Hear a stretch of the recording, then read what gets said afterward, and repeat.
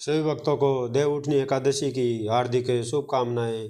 कार्तिक मास के शुक्ल पक्ष में आने वाली एकादशी को देवउठनी एकादशी, देवोत्थान एकादशी, प्रबोधिनी एकादशी आदि नामों से जाना जाता है।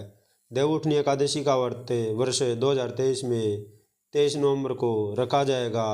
एकादशी प्रारंभ होने का समय 22 नवंबर को रात्रि 11 बजे के लगभग है और एकादशी का समापन 23 नवंबर को रात्रि 9 बजे के लगभग होगा।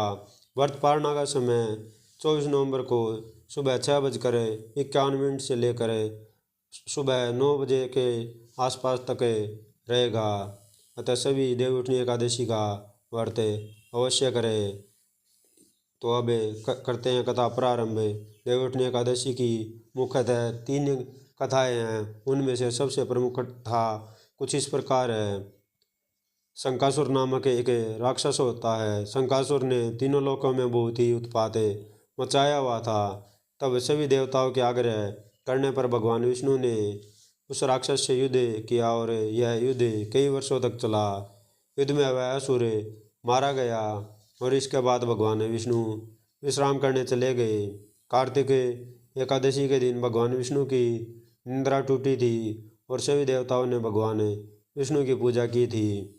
शिव महापुराण के अनुसार पौराणिक समय में दैत्यों का राजा दंभ हुआ करता था। वह बहुत बड़ा विष्णु भक्त था। कई सालों तक उसके यहाँ संतान नहीं होने के कारण उसने शुक्राचार्य को अपना गुरु बनाकर उनसे श्री कृष्ण मंत्र प्राप्त किया। यह मंत्र प्राप्त करके उसने पुष्कर सरोवर में घोर तपस्या की। भगवान विष्णु उसकी तपस्या से प्रसन्न हुए और उसे संतान प्राप्ति का वरदान दे दिया। भगवान विष्णु के वरदान से राजा दंभ के यहाँ एक पुत्र में जन्म लिया। इस पुत्र का नाम शंखचूड़ रखा गया। बड़े होकर शंखचूड़ ने ब्रह्मा जी को प्रसन्न करने के लिए पुष्कर में घोर तपस्या की। उसकी तपस्या से प्रसन्न होकर ब्रह्मा जी ने उसे वरदान मांगने को कहा। अब शंखचूड़ ने वरदान मांगा कि वह हमेशा अजर अमर रहे, वह कोई भी देवता उसे हरा ना पाए या मार ना पाए। ब्रह्मा जी ने उसे यह वरदान दे दिया और कहा कि वह बद्री वन जाकर धर्मध्वज की पुत्री तुलसी जी को तपस्या कर रही है, उससे विवाह कर ले। शंखचूड़ ने वैसा ही किया और तुलसी के साथ विवाह के बाद सुखपूर्वक रहने लगा। उसने अपने बल से देवताओं, असुरों, दानवों, राक्षसों, गंधर्वों, नागों, किन्नरों, मनुष्यों तथा त्रिलोकी के सभी प्राणियों पर विजय प्राप्त कर ली। वह भगवान विष्णु श्री कृष्ण का परम भगत था। शंखचूड़ के अत्याचारों से सभी देवता प्रसन्न होकर ब्रह्मा जी के पास गए और ब्रह्मा जी उन्हें भगवान विष्णु के पास ले गए। भगवान विष्णु ने कहा कि शंखचूड़ की मृत्यु भगवान शिव के त्रिशूल से ही होगी, अतः आप उनके पास जाएं। भगवान शिव ने चित्ररथ नामक गण को अपना दूत बनाकर शंखचूड़ के पास भेजा। चित्ररथ ने शंखचूड़ को समझाया कि वह देवताओं को उनका राज्य लौटा दे, परंतु शंखचूड़ ने मना कर दिया और कहा कि वह महेश्वर से युद्ध करना चाहता है। भगवान शिव को जब यह बात पता चली तो वे युद्ध के लिए अपनी सेना लेकर निकल पड़े। इस तरह देवता और दानवों में घमासान युद्ध हुआ, परंतु ब्रह्मा जी के वरदान के कारण शंखचूड़ को देवता नहीं हरा पाए। भगवान शिव ने शंखचूड़ का वध करने के लिए जैसे अपना त्रिशूल उठाया, तभी आकाशवाणी हुई कि जब तक शंखचूड़ के हाथ में श्रीहरि का कवच है, इसकी पत्नी का सतीत्व अखंडित है, तब तक इसका वध असंभव है।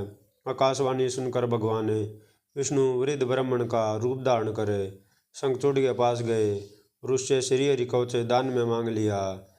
शंखचूड़ ने वह कवच बिना किसी संकोच के दान कर दिया। इसके बाद भगवान विष्णु शंखचूड़ का रूप बनाकर तुलसी के पास गए। शंखचूड़ रूपी भगवान विष्णु ने तुलसी के महल के द्वार पर जाकर अपनी विजय होने की सूचना दी। यह सुनकर तुलसी बहुत प्रसन्न हुई और पति रूप में आए भगवान का पूजन किया व रमण किया। ऐसा करते ही तुलसी का सतीत्व खंडित हो गया। भगवान शिव ने युद्ध में अपने त्रिशूल से शंखचूड़ का वध कर दिया। तब तुलसी को पता चला कि वे उनके पति नहीं हैं, बल्कि वे तो भगवान विष्णु हैं। क्रोध में आकर तुलसी ने कहा कि आपने छल पूर्वक मेरा धर्म भ्रष्ट किया है और मेरे पति को मार डाला, अतः मैं आपको श्राप देती हूँ कि आप पाषाण होकर धरती पर रहें। तब भगवान विष्णु ने कहा, देवी तुम मेरे लिए भारतवर्ष में रहकर बहुत दिनों तक तपस्या कर चुकी हो। तुम्हारा यह शरीर नदी रूप में बदल कर गंडकी नामक नदी के रूप में प्रसिद्ध होगा। तुम पुष्पों में श्रेष्ठ तुलसी का वृक्ष बन जाओगी और सदा मेरे साथ रहोगी। तुम्हारे श्राप को सत्य करने के लिए मैं पाषाण शालिग्राम बनकर रहूँगा। गंडकी नदी के तट पर मेरा वास होगा। देव प्रबोधिनी एकादशी के दिन भगवान शालिग्राम व तुलसी का विवाह संपन्न कर मांगलिक कार्यों का प्रारंभ किया जाता है। हिंदू धर्म मान्यता के अनुसार इस दिन तुलसी शालिग्राम विवाह करने से अपार पुण्य प्राप्त होता है। तुलसी शालिग्राम विवाह की भी आपको हार्दिक शुभकामनाएं। यह थी देवउठनी एकादशी की व्रत कथा। तो कैसी लगी आपको कथा में कमेंट बॉक्स के माध्यम से ज़रूर बताइएगा। वीडियो अच्छे लगे तो लाइक कीजिएगा, चैनल को सब्सक्राइब कीजिएगा। जय जय श्री राधे।